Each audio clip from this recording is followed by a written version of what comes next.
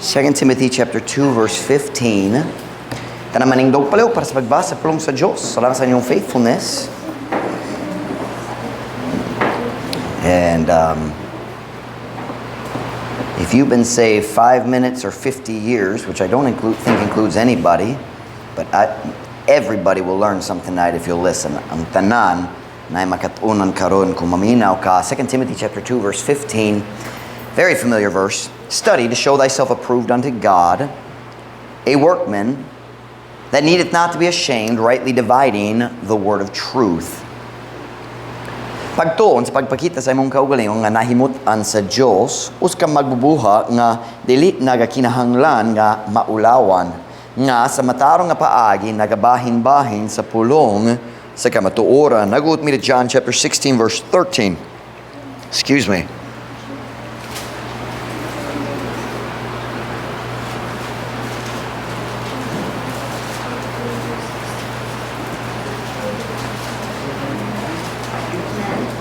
John chapter 16 verse 13. I already apologized in advance because I know I'm going to use a decent amount of English. Can I say ubay-ubay ang English? Can I use ubay-ubay with that? So sorry daan, pero Amerikano gyapon imong pastor. John chapter 16 verse 13. Kung nana say amen? Amen. Howbeit, when he, the Spirit of truth, is come, he will guide you into all truth.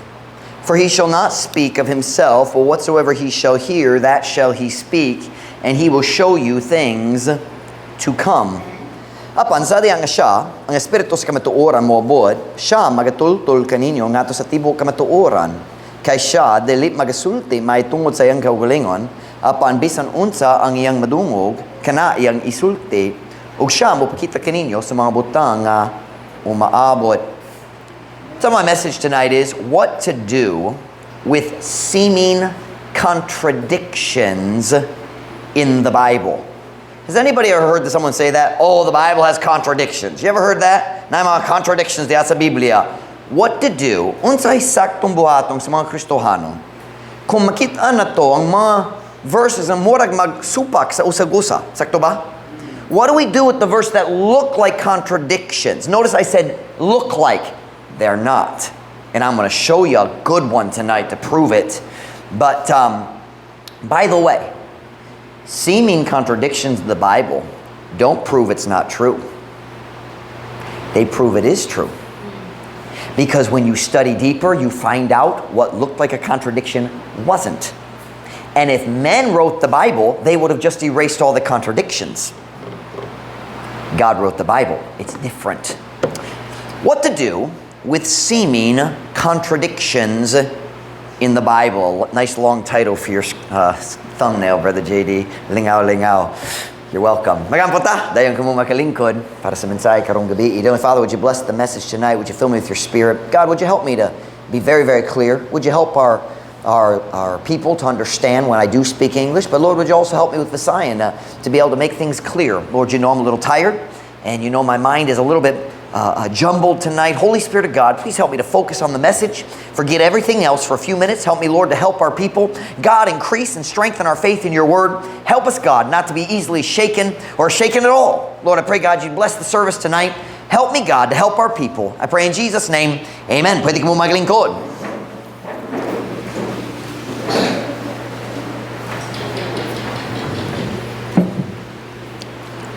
Sukad sa akong pagkabata.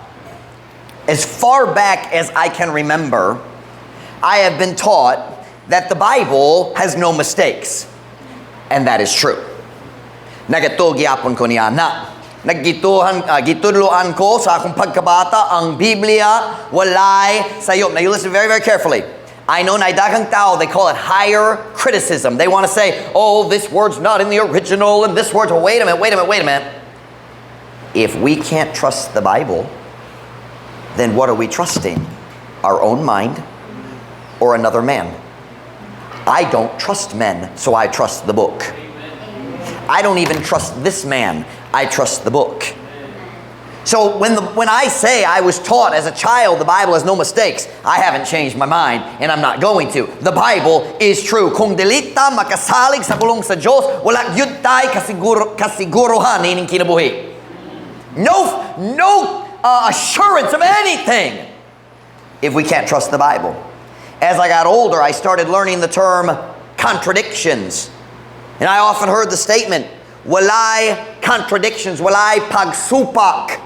Diat sa Biblia. And that is true also. It's a miracle. 1,500 years. More than 40 human authors. Only one author, but 40 penmen. And the whole Bible agrees. That is a miracle only God could do.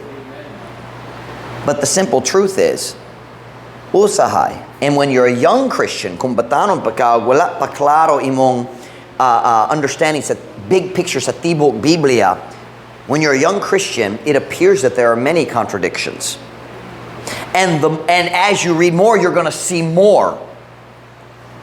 Sa akong pagkabata, sa pagkabatanon, there are many different places in the Bible that I couldn't understand because morag, I know what the Bible teaches over here, klaro yun, pero it looks like kining nga verse din, morag nagsupak niya na, and it really confused me. And if you've read the Bible, you've probably seen some of those. Morag nakitaan nimo. And today I want to tell you how I handle the apparent contradictions in the Bible. Apparent means morag pero dili tinuod. Il morag pagsupak pero dili kay kinang pulong sa Diyos, dili pulong sa tao. But how do I handle it when I see something and it looks like a contradiction and I can't figure it out? Hangtod karon na mga verses ako mubasa. Di ko makapasabot niya na. O kung nakasabot, murag nagsupak yapon. And I read the Bible a lot. I've known people na mga kaila nga nagtugo ngayang tibuok pagtuon sa gibungkag. Nabungkag gayud because naipipila ka verse sa Biblia nga dili sila makasabot. It's very clear. It doesn't agree. There's a contradiction in the Bible. No, you just don't know the Bible yet. Nakoy higala dito sa US, nag-change siyang doktrina nga to sa hyper-Calvinism. Meaning, he now believes that people don't have a choice about getting saved. Ang Diyos ang mupili, kinsang maluwas, ikaw walay pili. Walay pilian. Ikaw walay pili. God chose you. The reason you believe is because God chose you. Well, that's stupid. That's not what the Bible teaches. But there are a few verses that are a little hard to explain. And if you don't understand the big picture, it's very easy to deceive you. Sayang kayo mo limbong sa tao kung mugamit sa pipila ka verses. In fact, all false religions, that's all they do. Sila mo kuha sa pipila ka verses nga mas lusod nga ipasabot. O ang mga tao nga wala kabalo sa Biblia, dali malimbongan. Dali malimbongan. Malimbongon is the person deceiving. Malimbongan is the person deceived.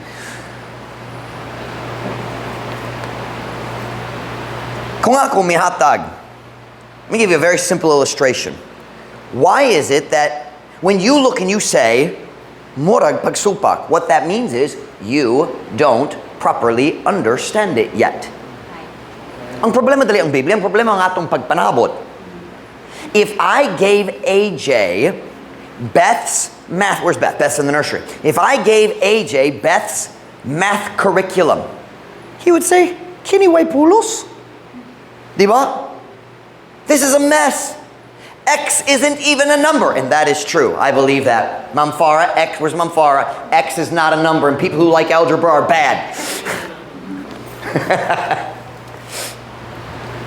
Do you like algebra, Dean? Dili? Okay. Huh? Miley, do you like algebra? You are just like your mother. Dautan. Just kidding. Okay.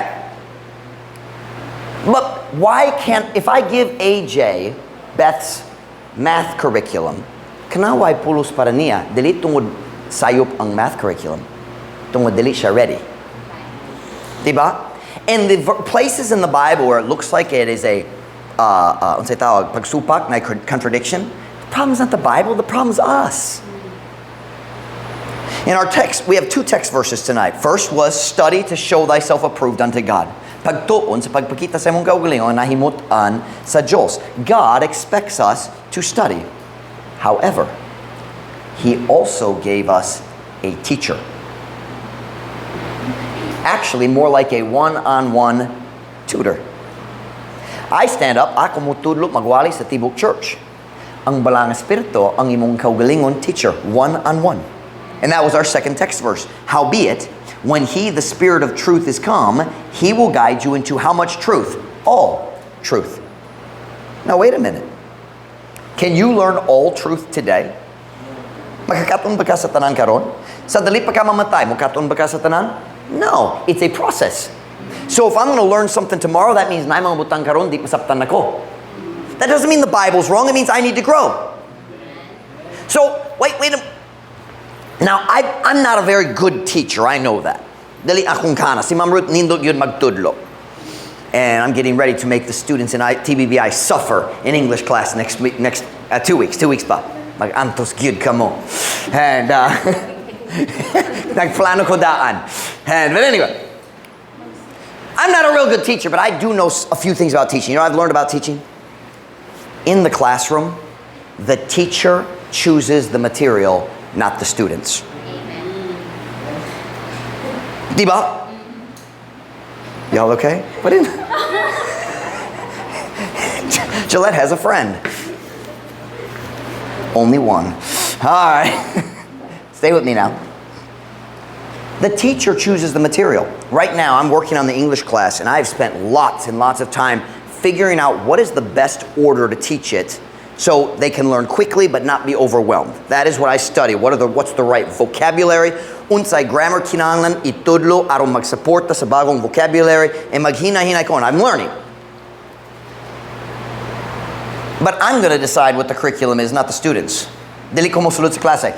Unsay inyong garan makatun karon? It's not going to happen. We're going to teach some about verb tense next class. I promise you, we're not teaching about perfect tenses. Why? Because they're stupid. You say, Pastor Mike, do you understand perfect tenses? Yes. Can you explain it? Yes. Will you tell us? No. Kaya nga naman, wala pa ready. If you're struggling with simple past, you're really going to struggle with past perfect and present perfect, and present perfect is actually a past. It's really confusing. But the teacher chooses the curriculum. Let me tell you where false doctrine comes from. It's when a person opens the Bible and says, I don't understand that verse. Holy Spirit, help me understand that verse. And God says, well, I got ready. No, and that's when people make up crazy doctrine because they're trying to force the teacher to tell them something they're not ready for yet. Am I making sense to you? So, I've lost my place in my notes. What is the key for a Christian to handling the seeming contradictions in the Bible? It's really simple. Are you ready? Kung mukita magbasa, and you should read the whole Bible. Matag Kristoano, kinala magbasa tibok Biblia. Because how do you get a big picture understanding of the Bible if you don't read the whole thing? Kung ikaw magpili-pili, ganan ko ni ini nga bahin dere, ganan ko ni ini ba. Pero nay mga kakulangon sa imong kahibalo kung ikaw magpili-pili. You need to read it all. Not all at once, but hina-hina, you should read the whole Bible. It doesn't even have to be in order. But you need to read the whole Bible. Man shall not live by bread alone, but by every word of God. So we need to read the whole Bible, slowly, but eventually. Anyway. How do we handle it kung magbasa tao, wow, mura ka na nagtudlo nga maluwas ta pinagi sa buhat. Pero kabalo ko, naluwas ta pinagi sa pagtulo lamang, wala abot ng buhat, klaro gyud sa Ephesians 2:8-9, klaro gyud sa Romans 3:28, klaro gyud sa Romans 3:19 and 20, daghang lain-lain. So how do you handle it? Ready? It's real simple. You ready? Remember that you are the student, not the teacher, and wait for the teacher's timing. Don't lose faith in the textbook because the teacher hasn't taught you the whole book yet. Does that make sense to y'all? I never worry about verses that I can't explain. O dili ko maulaw. If you come to me with certain, Pastor Mike, once I pass bonini, sometimes I'll say, wako kabalo. Hindi ko maulaw. Ang Diyos wala pa nagtulod ako. It's the teacher's fault, not mine. Okay, I'm just kidding. But I mean, there is a truth to that. I never stress. I never try to force the Holy Spirit to teach me. I want to learn it in His timing. One thing we often forget in Bible study is biblical Bible study is not word searches. That's what we do today. We pull the phone out or we get the computer and mag-search sa pulong. Diba? I want to study about humility. We search humble, right? And that's not wrong. I'm not against it. But Jesus couldn't do that. In Bible times, Jesus said, search the scriptures. What does that mean? Read through it with your mind and your eyes open. Read and read and read and read. Watch. False doctrine comes when we say, I'm going to study this topic, and we try to find all the verses on this topic, but we don't understand. So you didn't see people come with crazy doctrine on prophecy because they don't understand the big picture of the Bible. Does that make sense? You understand big picture and overview? Makakita gikan sa babaw, arong klaro mong makitaan. Overview. Many people come up with strange doctrine because they're only studying Revelation. No, you got to start in Genesis. You got to start in Genesis because ang Genesis maong patukuranan para sa kamatuoran sa Revelation. You got to understand Deuteronomy. You want to read Hebrews, you've got to read Leviticus. Uy, Pastor Mike, ayaw na lang. Search the scriptures. Yes, we should study. Yes, there's nothing wrong with using your phone. I use this eSword app on my computer all the time. But my most important studying is just reading the whole Bible again and again and again and filling my life with the Bible. So when I'm reading, ang balang espiritu makapainomdom nako. Kining a verse diri, tanaw diri. Nakanektar. And that's what happened to me this afternoon. All of a sudden, God took all the pieces of a puzzle that I've been struggling with. Nakoy puzzle. Sa akong hununa, kabayan sa scary sa Biblia, murag pagsupak. It looked like a contradiction. And this afternoon, boom, boom, boom, boom, the pieces of the puzzle fell into place. Do you understand that expression? Let me find where I'm in these notes. Make sure I go in order. So what do you do when it seems like there's a contradiction? Trust the teacher. Remember, you're the student. And if God doesn't clarify, now be willing to study. Take time, study. But then if the Holy Spirit doesn't clarify it, here's what you do. You say, God can teach me about this later. I'm going to put it right there and wait. I have many pieces of the Bible, like little puzzle pieces, that I've taken and just kind of put in the back. And I'm just waiting for God to help me understand it. I'm not stressing about it, but I'm reading along, and in my mind, it's still back there, just waiting. And all of a sudden, uy, ha, kanatyon, nag-uyon dia, and it fits. That's the way the Holy Spirit teaches us.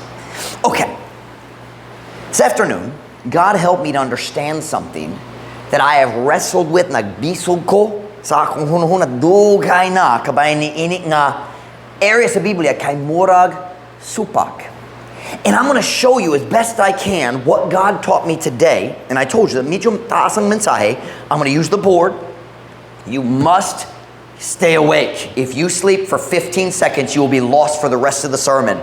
And stay awake. Focus. Ayaw magtuwi mong hunahuna magdagan-dagan or mawala na gayud ka. O himong hunahuna magdagan-dagan, di yun mo uli. And some of you, that happened to you 10 years ago. And my mother used to say, I don't suffer from insanity. I enjoy every minute of it. And amen. Genesis 15, verse 13. I am reading in Genesis right now. I was in Mark in Visayan last week. And today yesterday I think I started Genesis. And Genesis 15, I had no idea I would preach on this. Sabi na kong mag personal Bible study lang ko, kabahin ni ini. And then it just got longer and longer. And all of a sudden I realized, huy, hapin na horo ang time. Kailangan ko magandam sa mensahe. Basing kinigyur ang mensahe. Genesis 15, verse number 13. Now, keep your brain in gear. Yamog tuloy mong utok mapalong. Ang uban na palong na gayon. Verse 13, Genesis 15:13. And he, this is God speaking, ang Diyos nag-istorya, and he said unto Abram, know of a surety that thy seed shall be a stranger in a strange land. Unsay pulong seed? Kaliwat. Ang mga tao magikan nimo. Thy seed shall be a stranger in a land that is not theirs. Unsa man gud kana nga yuta, diin sila nagpuyo temporaryo. Egypt, sila nahimong mga ulipon dito sa Egypt. So, that is not theirs, and shall serve them. Mahimong sulugoon. And they, the Egyptians, shall afflict them. What's that word there? Afflict them. How many years? 400 years. Kung siya mihingo nga ito ni Abram, hibuloy sa pagkatinood nga ang imong kaliwa, mahimok nga langyaw diha sa yuta nga dili ila. ug moalagad kanila, ug sila ang mga Ehiptohanon, sila mosakit kanila, mosakit sa kaliwat ni Abraham ang nasod si Israel sa umaabot sulod sa 400 ka tuig. And that right there has been a struggle for me for a long time, because it doesn't look like it fits. The numbers don't add up. And I'm not good at chronology. Dili ko magpakaroon ng hanas kayo ko sa tibok Biblia chronology. That's not my strength.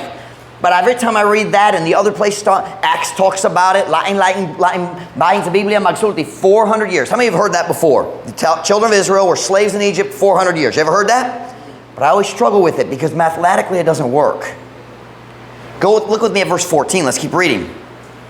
And also that nation whom they shall serve will I judge. And afterward they shall come out with great substance. Ug usab kana nga nasod, kang kinsa sila molagad, ako mohukom. O pagkatapos sila manggawas, dala ang dakong kabtangan. Okay, so kanana kastori kabayan sa 10 plagues, ug ang pag-abri sa Red Sea, sila migawas, and before they left, you remember, silang tanan naghulam, gikan sa mga Egyptians, and the Egyptians, they gave them jewels and gold, and where do you think all the money came from for the tabernacle? Ang Ehiptohanon ang naghatag kanila, nag-loan para sa ilang piyesta, pero wala sila ni uli. But anyway, true story. But anyway, so that's the 10 plagues, the crossing of the Red Sea. And then verse 15. In this verse, God is talking to Abraham. And thou, Abraham, shall go to thy fathers in peace. Thou shalt be buried in a good old age. So Abraham said, dali pa kini maitabo, ikaw mamatay, diya sa kalinaw. Verse 16. Now watch carefully. But in the 4th generation, they shall come hither again. For the iniquity of the Amorites is not yet full. Apan sa ikaupat kakaliwatan, sila mo anhi dinhi pag-usab. How many years? Diya sa Egypt. But how many generations? And then they come back? He says they'll come back again. Mobalik sila diri. So they're going to come out of Egypt and come back to Canaan. But in the 4th generation? You understand generation, kaliwatan? Okay, in our church we have a family with 4 generations. Nanay, Brother Felix, Jomar Burt Jr. 4 generations. Medyo tigulang na si nanay pero wala pa 400 years. Di ba? Now I understand in the Bible people lived longer, but by that time, like Moses' dad lived to be 137. He might have had kids until he was 80 or 90. Even Jacob, probably, when Joseph was born, I figured out Jacob was probably 80 years old, maybe 90. Sa diyan na tao si Joseph. I can't figure it out exactly because all the numbers aren't there, but he was old. So yes, people did have birth, but let's say everybody was 80. That still doesn't make 400 years. That's only 360. So you have a mathematical issue here. But the Bible's never wrong. Walay sayop sa Biblia. So how do we do this? How do we get the 4 generations to fill 400 years? And so this is just in the back of my mind. It's one of those pieces. I just, right there, pon ang Diyos mo tudlo na ko, makasabot na. Has anybody else ever wrestled with this, or ako na lang? Ako, pasing gamay.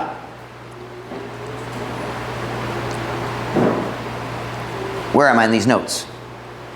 And then, kung mubasa ko sa genealogy ni Jesus Cristo, diya sa Matthew, or genealogy ni David, o iyang kaliwa, diya sa Chronicles, and it's going through the time of Egypt. Dali good! And I struggled, and I get confused. And then, when you read in Ruth has a really, really simple, clean, just 1, 2, 3, 4, right down the line. Not chronology. What do you call it? Genealogy. Ang listahan sa mga ngalan. Go with me to Ruth chapter 4. We're only going to look at the English. Gillette, this is where I'm going to use you in a minute here.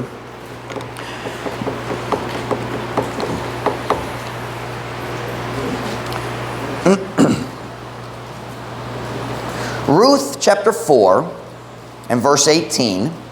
We're going to read to verse 22. Now, kinsa man si Ruth, siya ang daughter-in-law ni Naomi, taga-asa gyud si Ruth. Moab, so Moabite siya. We preached about that a few times recently, so mura ka muna inumdum ni Ruth. Ruth chapter 4 verse 18. Now these are the generations of Perez. Si Perez mao ang anak ni Judah. So kini ang apo ni Jacob. Okay? These are the generations of Perez. Perez begat Hezron, and Hezron begat Ram, and Ram begat Amminadab, and Amminadab begat Nahshon, and Nahshon begat Salmon. In other places he's called Salma. And Salmon begat Boaz, and Boaz begat Obed, and Obed begat Jesse, and Jesse begat...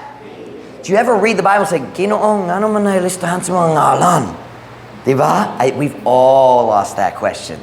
Diba? We've kitang tanan. I'm going to show you why tonight. It's important. The list, we say in English, corroborate. Meaning, magsuporta sa usag-usa. Corroborate. We're not going to go through. Of course, kini nagpakita nga si Ruth nakaapil nga to sa lineage ni David. And syempre, importante na kay si Jesus maong kaliwa ni David. Nasabto yung lineage, ang katigulanan nag-una ni mo, imong lineage, okay? So it's showing that Ruth, by marrying Boaz, got to enter into the line of Christ. Si Jesus Cristo, maong apo, whatever you want to call it, ni, what do y'all call it? You say, apo hon tuhod para sa great, yung pinaka. So I don't know how you turn it the other way, but for your great-great-great-great-great-great-great-great-grandson, I don't know how you do that in Visayan, but you understand what I'm talking about. She was his great-great-great-great-something grandmother.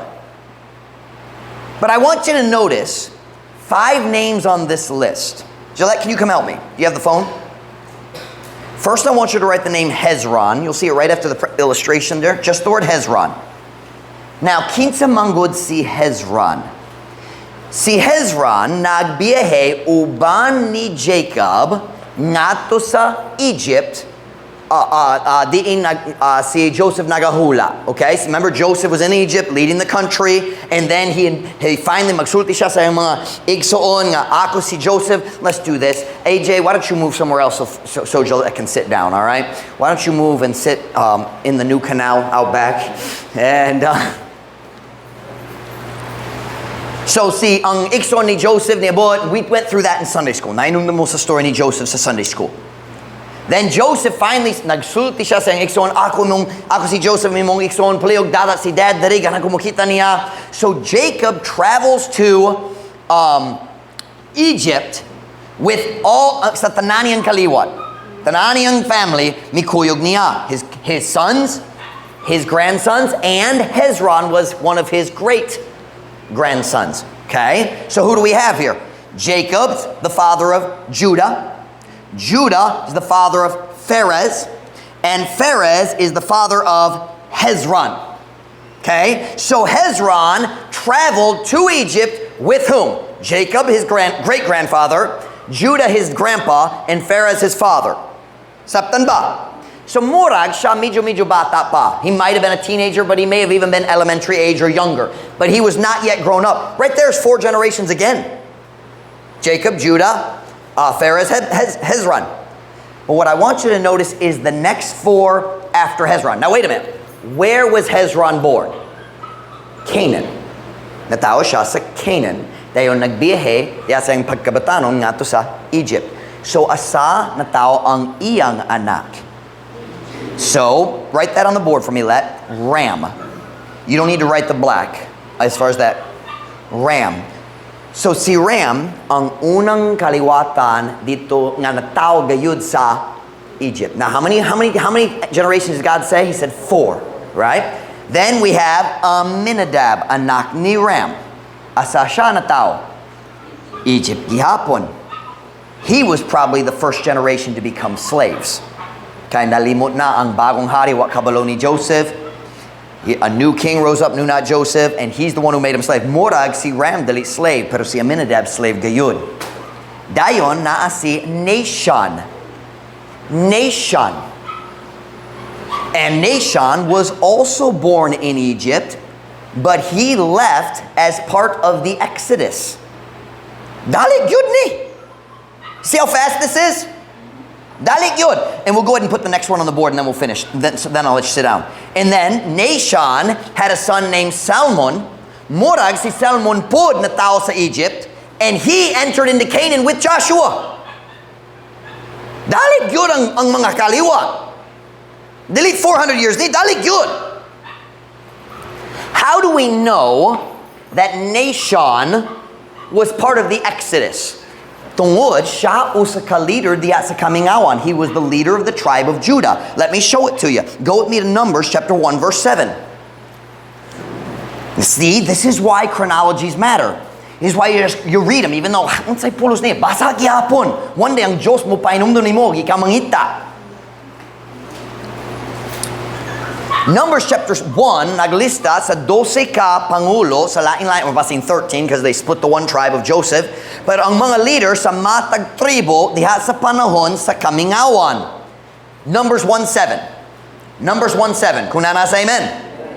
Of Judah, Nashon, the son of Aminadab.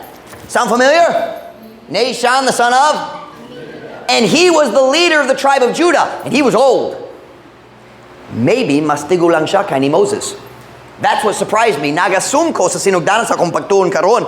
Nagbutang ko sa notes, murag priyo-priyo ang iyang edad sa ni Joshua o Caleb. No. Siya nagkasal. Watch now. I'm sorry, nasayop ko. Kinsa ang magulang nga lalaki ni Moses? Si Aaron. Aaron married Nashon's sister. I'll show it to you. Asata. Exodus 6:23. Murag si Nashon, priyo-priyo sa edad ni Moses. Basing mas tigulang pa. Exodus chapter 6 verse 23.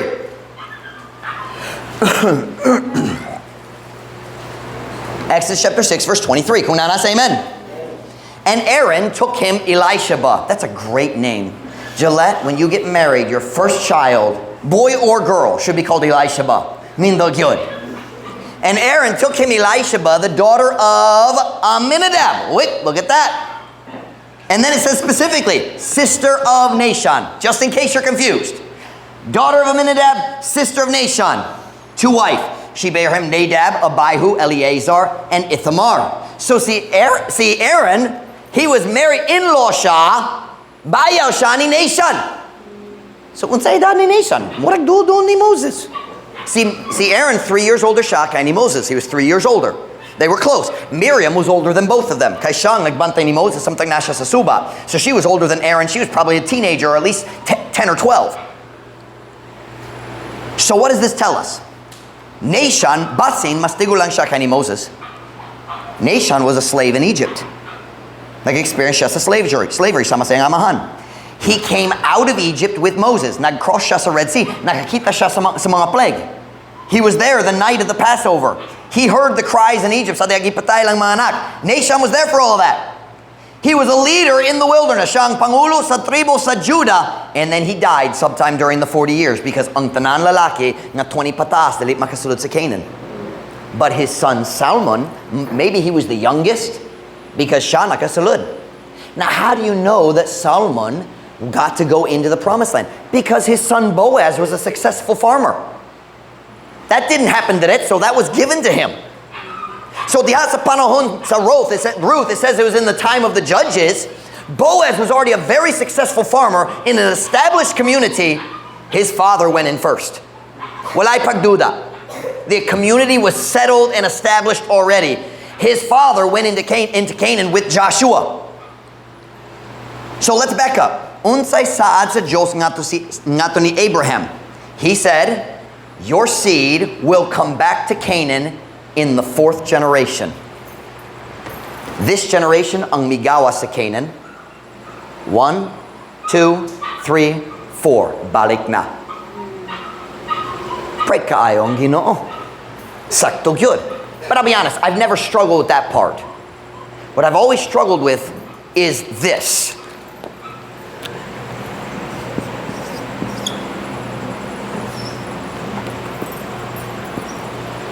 That doesn't add up. It doesn't add up. Now, I've never doubted the Bible. I've just waited for God to show me how He did it. What did God do? Here's the simple truth you need to understand about times and years in the Bible. God doesn't always count like we do. And I'm going to show you what I believe he did, and you're going to be amazed. I believe you are. Where am I in this outline? One or two, maybe, I don't know, probably a year or two ago, nagabasa ko sa Galatians.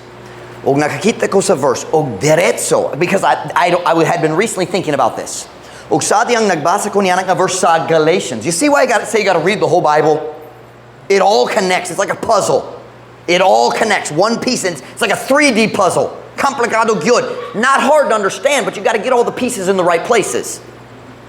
I just spit on my wrist. That's gross. Okay. I read this verse in Galatians, and immediately, diretso nakabalo ko. That is the key to solving this mystery. Kana ang kasalbaran aron alanginin ang misteryo. Can I say it that way? It looks like a contradiction, but it's the key. And that's what you need to understand. When you see verses that look like they contradict, somehow they are going to support the other one. You just got to study more. Go to Galatians chapter 3, verse 16.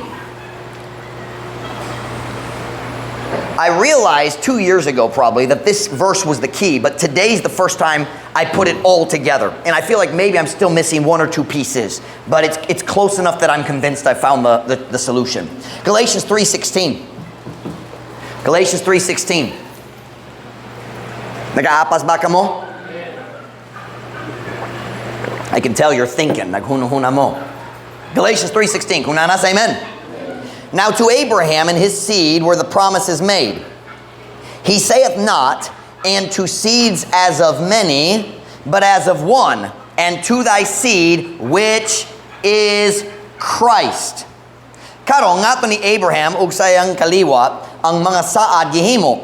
Siya wala nagiingon ug nga to sa mga kaliwat ingon nga sa daghan apan ingon nga sa usa ug nga to sa imong kaliwa nga mao si Cristo. That's why so often God used the word seed, not seeds. The promises were for Christ. Now some of the promises were for all of Abraham's offspring, but the main ones were for Christ. Si Cristo ang maglingkod sa trono hangtod sa kantoran.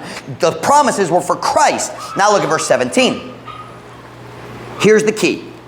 And this I say, that the covenant that was confirmed before God in Christ, the law which was 430 years after cannot disannul, that it should make the promise of none effect. I cannot explain all the background of this verse. I'm going to just focus on the main point. O kini ang akong isulti nga ang pakigsabot nga gipalig-on kaniadto sa Dios diha ni Cristo. Ang balaod, here's the key.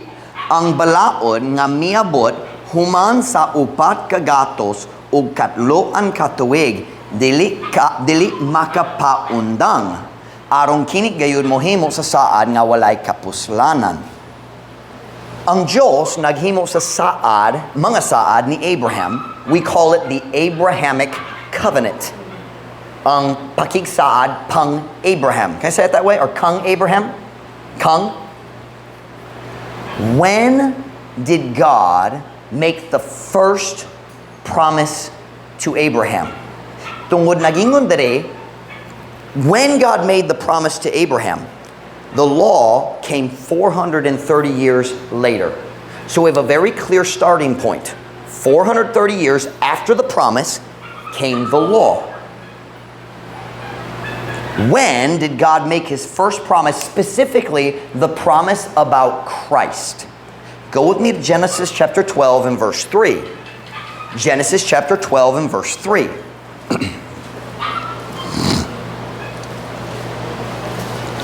Ako nag-warn ninyo da, anda kang English. Pero magsulat ko magsagol-sagol. Genesis chapter 12 verse 3. Nag-aapas pa ta? Genesis chapter 12 verse 3. Kung nanas, amen. And I will bless them that bless thee. I'm not reading the whole verse, all the verses, just 3 and 4. And I will bless them that bless thee, and curse him that curseth thee. And in thee shall all the families of the earth be blessed. Ug ako mo panalangin kanila nga nagpanalangin kanimo. Ug mutunglo kanila nga nagatunglo kanimo. Ug diha kanimo ang tanan pamilya sa yuta mapanalanginan. Can I just make a side note here? Can I tell you which Muslim kingdoms are the most prosperous, the ones that have made peace with Israel.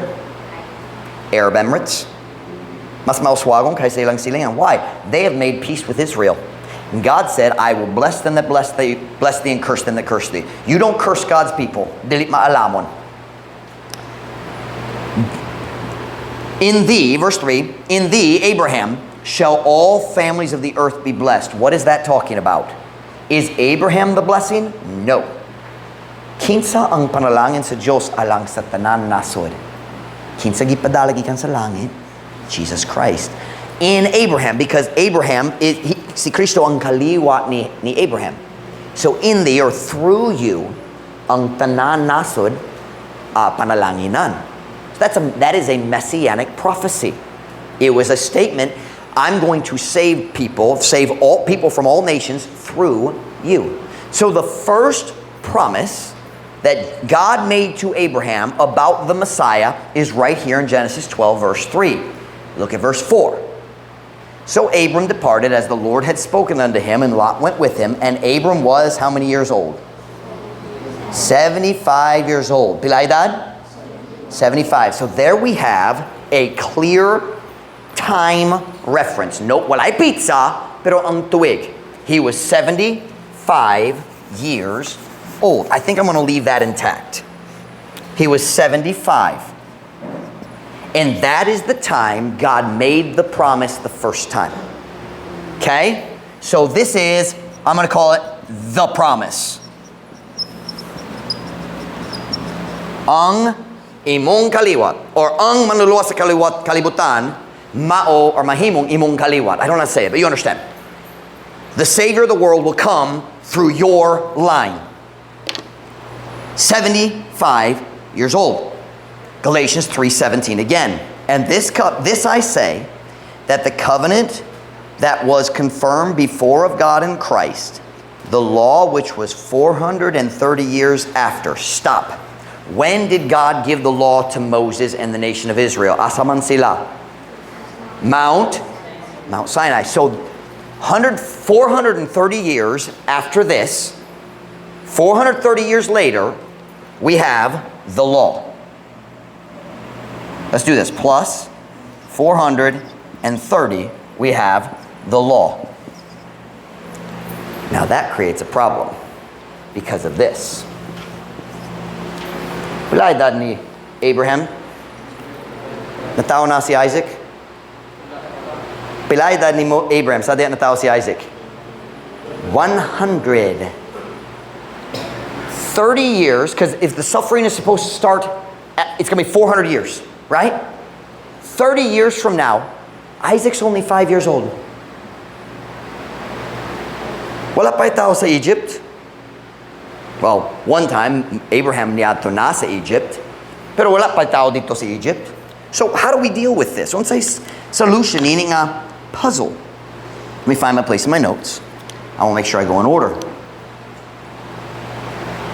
It appears that we have a contradiction. Very clearly, from here, this really is year 0. 75 years old, year 0. We're going to have 430 years, we're going to have the law. Murag contradiction. Kung ang kaliwa ni Abraham, mahimong mga ulipon dito sa Egypt, 400 years, they have to be started in 30 years. Ang pagkwenta sa mga tuig, kinahanglan magsugod sa 30 years. Because it's very clear, 430 years from the promise to the law. So the problem is, Isaac will only be 5. Si Abraham 75 sa diya ang Diyos nagsad kaniya, o si Isaac na tao sa diya 100 years old na siya. Murag contradiction, but actually kasalbaran ni. If the law was given 430 years after God's promise to Abraham, that means God started counting the 400 years of persecution and suffering while Abraham was still alive. And I've known that for a long time, but I couldn't find the place. I knew God was starting earlier, but I couldn't figure out why. Wala ko nakabana-bana sa rason. Today I got it. Go with me to Genesis 16. Remember I said God doesn't count like we do all the time? Sometimes you just have to let God be God and do things different than we expect. Genesis 16:1. Diri na story ni Hagar, ang sayop ni Sarah ug Abraham. Kitawag yapon siya Abram nining panahon na. Genesis 16:1. Kung nana say amen. Now Sarai, Abram's wife, bare him no children. And she had an handmaid, an Egyptian, whose name was Hagar. Taga-asa si Hagar? Taga-asa si Hagar? That's important. Verse 2. And Sarai said unto Abram, Behold now, the Lord hath restrained me from bearing. Nagbasol siya sa Diyos. Aron makahimo og alibay, aron makahimo sa ilang kauliang plano. That's what we do a lot. We say, ang Diyos ang nagpugong ako, so pugsong ko, I have to do this because God's not doing His part. No, ang Diyos naghula ra sa ang timing. But nagbasol siya sa Diyos. Behold now, the Lord hath restrained me from bearing. I pray thee, go in unto my maid. It may be that I obtain children by her. And Abram hearkened to the voice of Sarai. Kabalota sa story. Si Abram nagsunod sa tambag sa iyang asawa, bisang dali Diyos nun. Nagdawa siya ni Hagar ngayang ikaduwa ng asawa, but really he just treated her like kind of like a what do you call that? I can't think of the English word, concubine. She had no rights. Slave gihapon siya. Her children had no rights, but he accepted her kind of like a wife, more like a concubine. And she got pregnant almost immediately. Diretso, naburos na siya. Wala tayo time para sa tibok story, pero panagbingkil sa balay tungod si Sarah masinahon and all the chaos. But at the end, she gave birth to a son named Ishmael. Si Ishmael, maong amahan sa mga Arabs ni ining panahon na karon. The Arabs, not the Muslims. Muslims are many different groups. You have Iranians and Egyptians, but the Arabs, ang tinuod Arabs, Saudi Arabia, probably Oman and Yemen, I believe those are all Arabic nations. Sila ang kaliwa ni Ishmael. Si Ishmael na tao. The problem was it wasn't God's plan. God's plan was to give a son to Abraham and Sarah.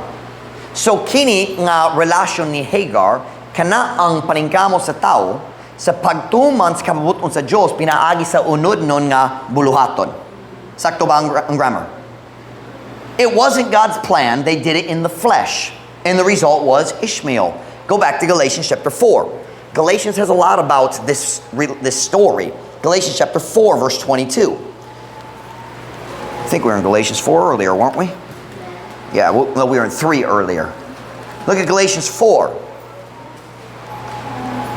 Ako na ninyo, Bible study good. Galatians 4, kung nasa amen? For it is written that Abraham had 2 sons. Pila ka sons? 2. The one by a bondmaid, that's Hagar. Tagasa si Hagar?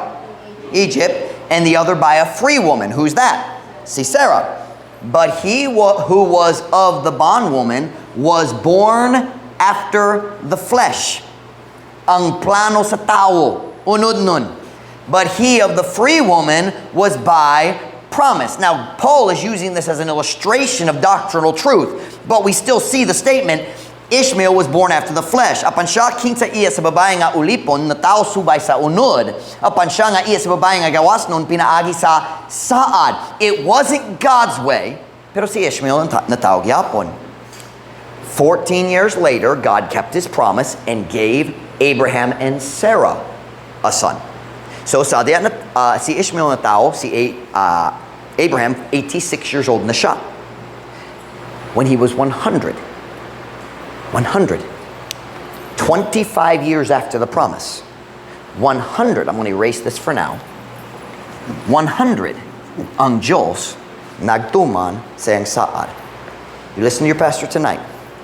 Sometimes God waits, but He's never late.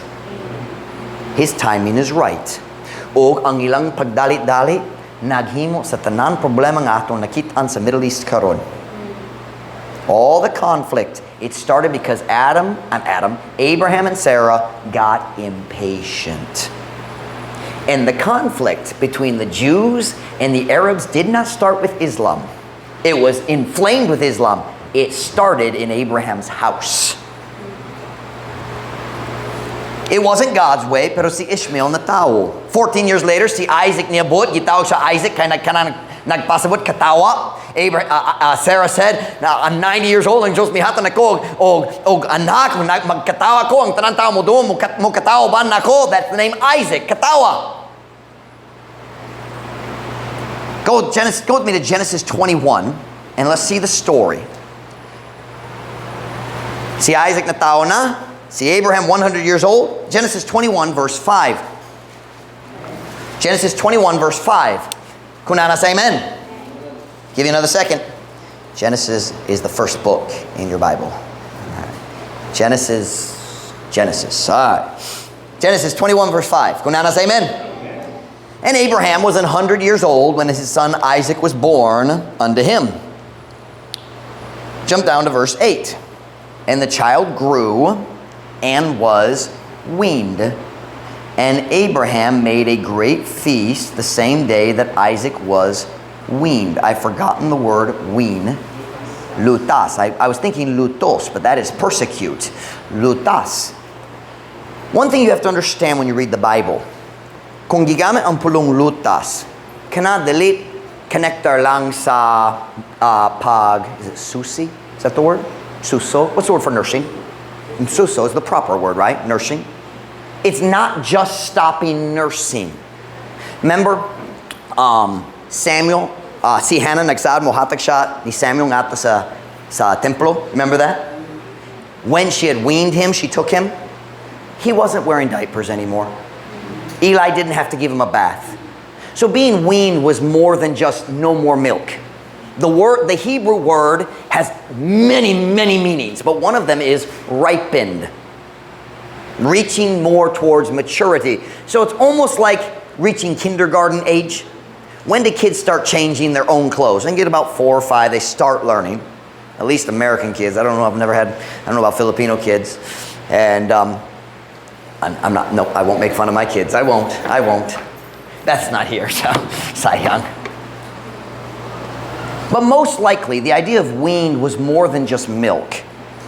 Realistically, he was probably about 5 years old, in my opinion. You look at the story of Samuel and you compare it here. By the way, that's why you read the whole Bible. You compare the different ways the words are used. So weaning probably included potty training, bathing, ang pagkaligo sa imong kaugalingon, ang pag-ilis.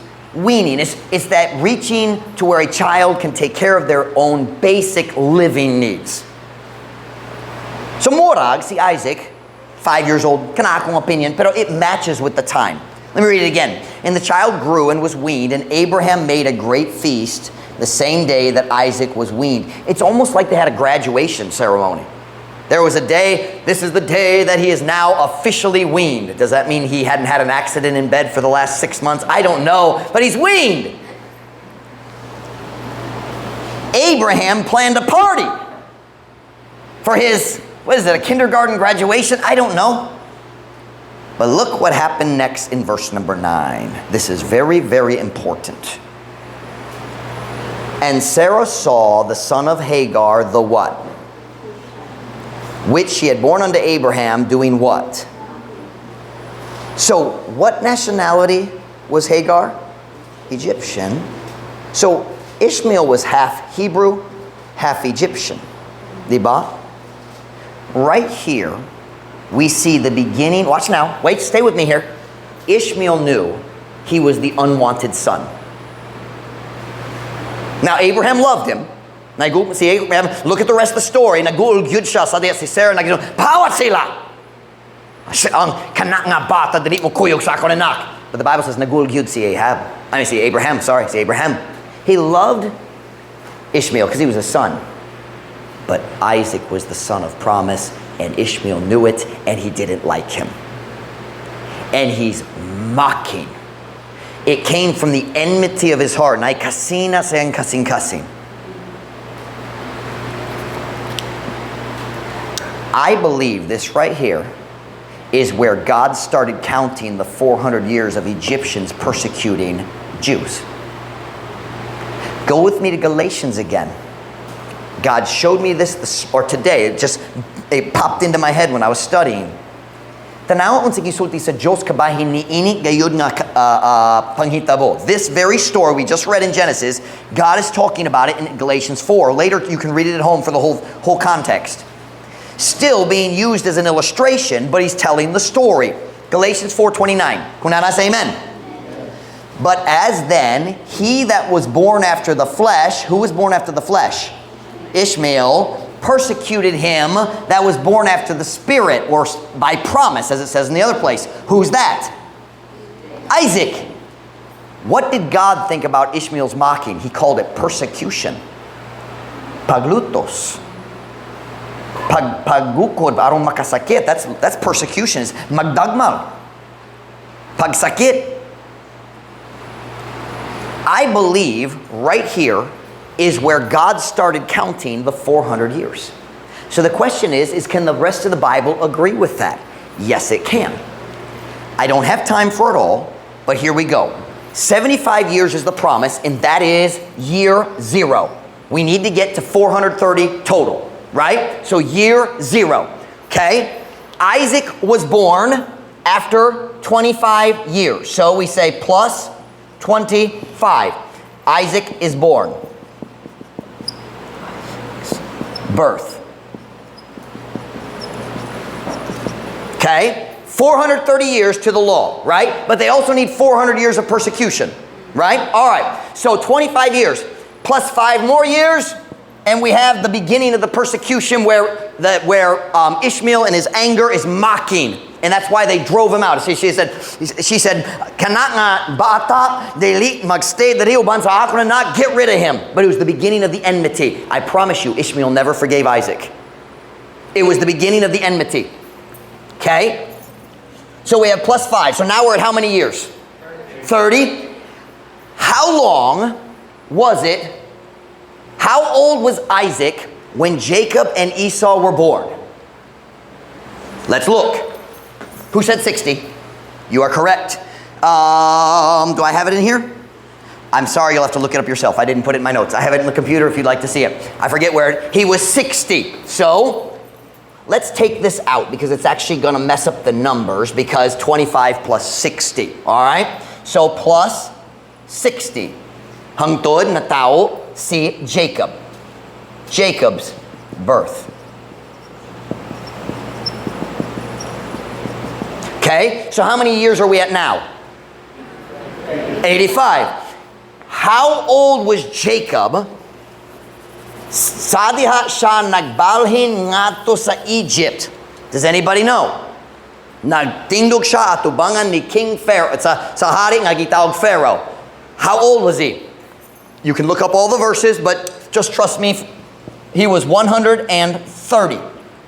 So how many years are we at now? 85 plus 130 is 215. How many years are left? We are right halfway through the 430. How many years are left until the giving of the law? 215. Am I making sense to y'all? All right.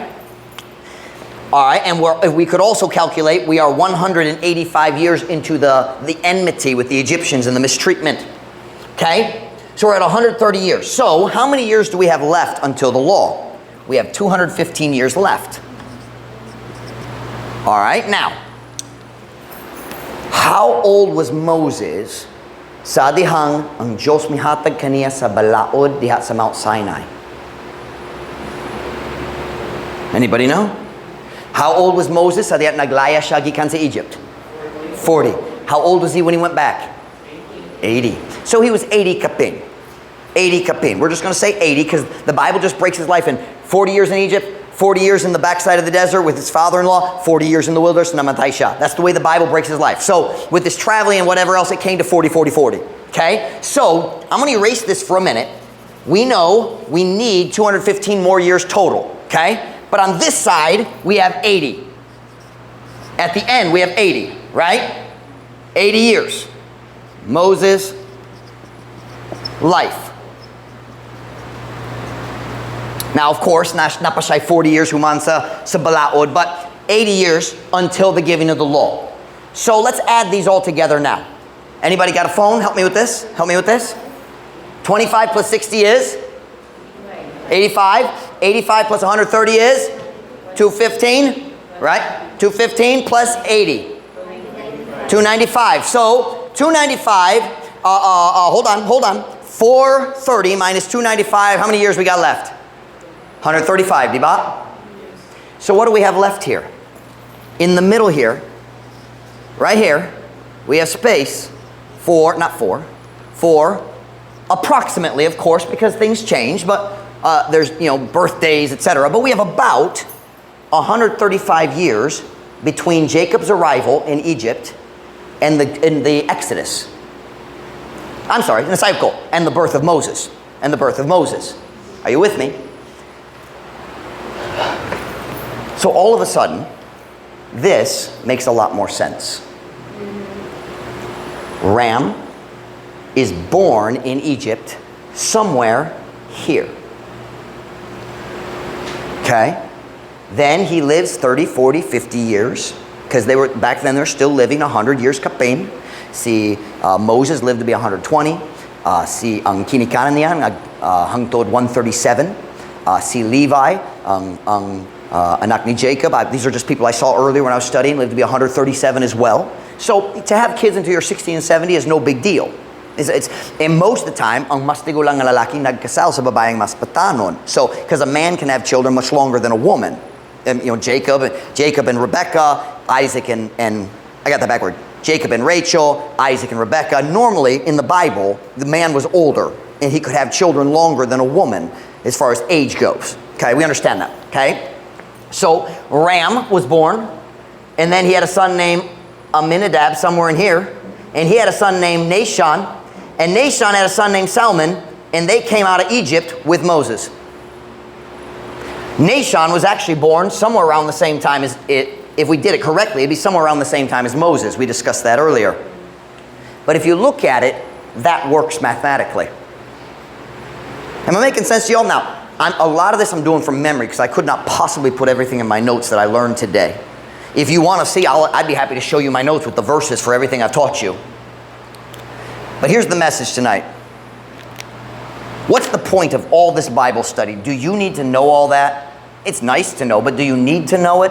Is it going to change your life? Probably not a lot. But there's one thing that's very important. It proves a great truth. You can trust this book.